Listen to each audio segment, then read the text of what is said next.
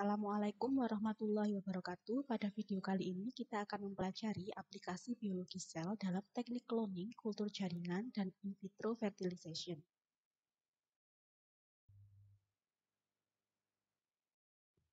Nah, kita berangkat dari pemahaman kita tentang stem cell yang telah dipelajari di minggu lalu.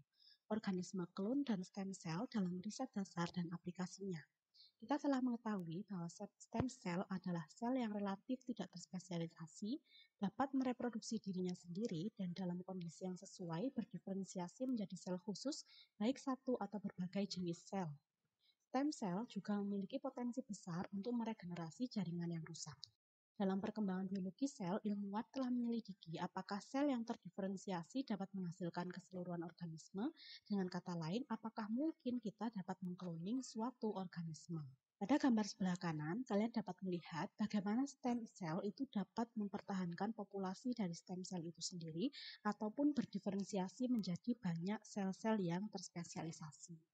Nah, jadi ketika dia itu membelah, dia dapat membentuk stem cell ataupun dapat membentuk prekursor untuk sel-sel yang berlainan. Misalnya sel lemak, kemudian sel tulang, kemudian juga sel darah. Nah, kemudian untuk cloning pada tumbuhan ini dapat diamati berdasarkan kultur sel tunggal. Cloning pada tumbuhan yang berhasil pertama kali dilakukan oleh F.C. Stewart pada tahun 1950-an terhadap tanaman wortel. Diferensiasi tidak selalu melibatkan perubahan DNA yang bersifat irreversibel. Pada tumbuhan, sel dewasa dapat berdiferensiasi dan kemudian memunculkan sifat yang terspesialisasi. Sehingga untuk tumbuhan tidak selalu tanaman yang diklon itu muncul dari tumbuhan yang sifatnya belum terdiferensiasi. Pada sel dewasa, tumbuhan itu juga dapat mampu untuk membuat sel-sel yang berlainan.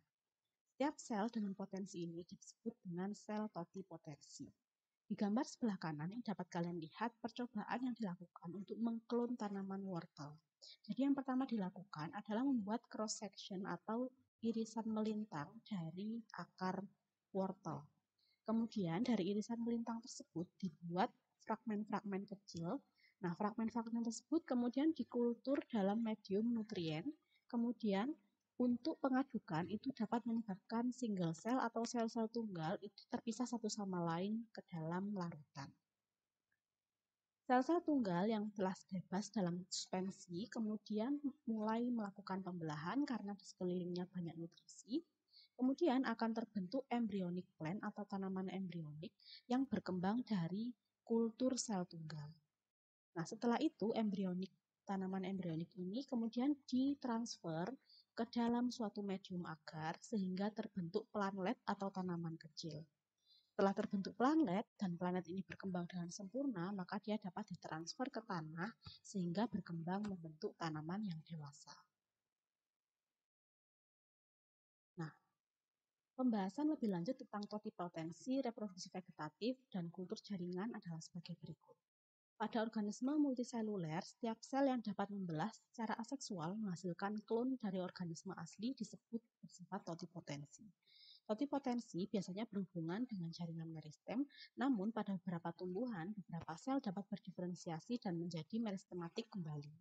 Dengan tujuan meningkatkan tanaman dan tanaman hias, jadi untuk pemulihan tanaman, manusia telah menemukan metode untuk perbanyakan aseksual untuk angiospermi. Sebagian besar metodenya didasarkan pada kemampuan tanaman untuk membentuk akar adventif atau pucuk. Dalam beberapa kasus digunakan metode stick pucuk atau shoot cutting, dan pada bagian ujung pucuk tersebut terdapat massa sel yang aktif membelah. Sel-sel tersebut bersifat totipotent dan belum berdiferensiasi, dan ini disebut dengan kalus. Nantinya akan ada akar adventif yang berkembang dari kalus tersebut, dan nantinya akan berkembang membentuk tanaman yang sempurna dan dewasa. Nah, gambar sebelah kiri menunjukkan cloning dari tanaman bawang. Nah, jadi ada beberapa fase dari cloning atau kultur jaringan pada tanaman bawang ini. Yang pertama adalah pembentukan akar dari garlic clove atau bongkahan bawang putih. Kemudian akan menghasilkan massa sel yang disebut dengan kalus. Nah, massa sel ini belum terdiferensiasi. Nah, setelah treatment dengan berbagai hormon, kemudian juga nutrisi yang berbeda-beda, maka nanti akan muncul diferensiasi dari kalus tersebut. Dalam hal ini mulai terbentuk pucuk. Nah, ini dapat kalian lihat bakal daun yang berwarna hijau. Nah, setelah itu, seiring dengan perkembangan dan nutrien yang berbeda, maka dia akan dapat menghasilkan perkembangan akar yang lebih banyak dan membentuk sebuah planlet yang nantinya siap ditransfer pada medium pertumbuhan.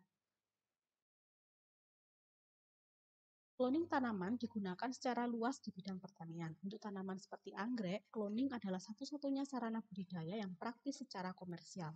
Dalam kasus lain, cloning telah digunakan untuk mereproduksi tanaman dengan karakteristik yang berharga, seperti ketahanan terhadap patogen atau ketahanan terhadap hama penyakit.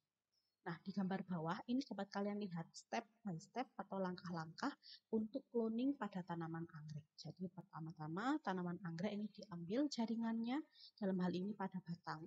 Nah, kemudian dari batang itu yang diambil adalah dari tunas.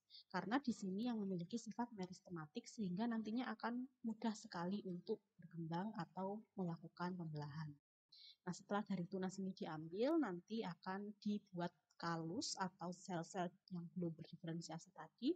Nah, kalus tersebut nanti ditreatment dengan berbagai hormon, kemudian juga nutrisi agar membentuk bagian-bagian yang lebih banyak, seperti batang dan juga daun serta akar. Nah, setelah itu akan ditransfer ke medium pertumbuhan, membentuk planlet atau tanaman yang kecil-kecil. Itu tadi adalah pembahasan tentang cloning dan kultur jaringan pada tumbuhan.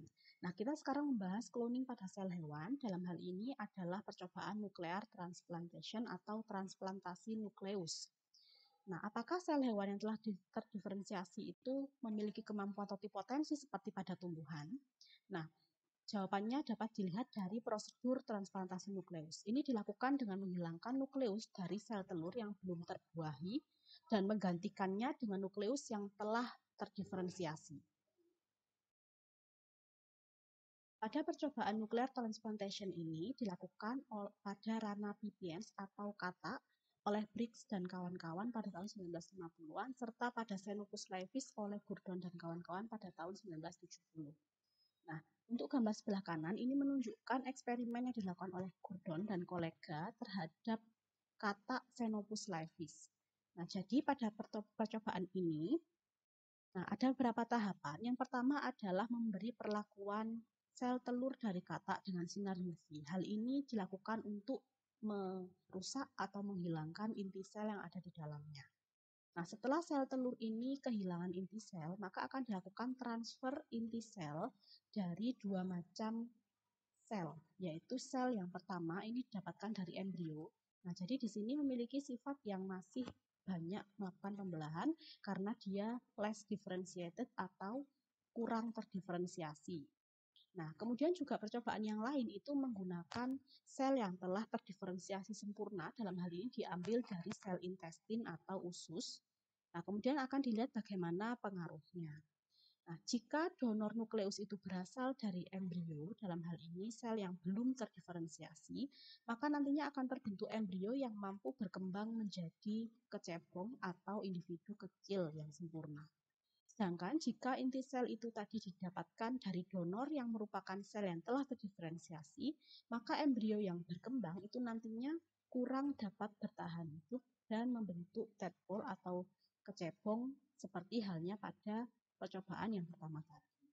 Nah, jadi dapat diketahui di sini bahwa untuk transplantasi nukleus dalam membentuk cloning sel hewan itu dapat lebih bagus dihasilkan dari sel donor yang bersifat masih embrionik atau masih memiliki kemampuan untuk berdiferensiasi menjadi banyak jaringan.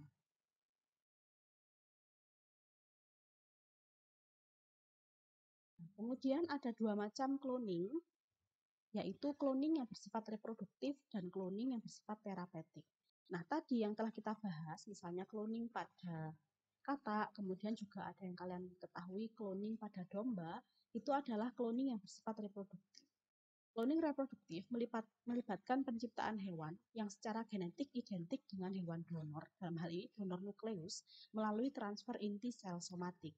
Dalam cloning reproduktif, embrio yang baru dibuat kemudian ditempatkan kembali ke lingkungan rahim atau uterus, di mana ia dapat ditanamkan dan berkembang. Domba Dolly adalah contoh yang paling terkenal untuk cloning reproduktif ini. Dalam cloning terapeutik, embrio dibuat dengan cara yang sama, namun sel cloning yang dihasilkan itu tetap berada di cawan di laboratorium dan tidak ditanamkan ke dalam rahim individu betina. Sel tersebut dikondisikan untuk mengalami diferensiasi menjadi tipe sel yang berbeda dan diarahkan untuk keperluan pengobatan, misalnya untuk penyakit degenerasi saraf. Nah, gambar berikut menjelaskan perbedaan antara reproduktif cloning atau cloning reproduktif dan cloning terapeutik. Pada cloning reproduktif, ini diarahkan untuk membentuk individu baru yang sama persis dengan individu donor nukleus, sedangkan pada cloning terapeutik ini tujuannya adalah untuk membentuk jaringan yang bermacam-macam yang nantinya digunakan untuk kepentingan terapi jikalau ada jaringan yang degeneratif namun tidak dapat diperbarui pada individu yang bersangkutan. Kita lanjutkan pembahasan tentang teknologi reproduktif modern, yaitu in vitro fertilization. Beberapa bentuk infertilitas dapat diobati, contohnya melalui terapi hormon untuk produksi sperma atau sel telur, dan pembedahan untuk memperbaiki saluran yang terbentuk dengan tidak sempurna atau tersumbat. Dalam beberapa kasus, dokter merekomendasikan IVF yang melibatkan penggabungan oosit dan sperma di laboratorium. Telur yang dibuahi diinkubasi sampai membentuk setidaknya 8 sel, kemudian dipindahkan ke rahim wanita untuk implantasi. Jika sperma yang matang mengalami kerusakan atau jumlahnya sedikit, sperma utuh atau inti spermatik disuntikan langsung ke dalam oosit.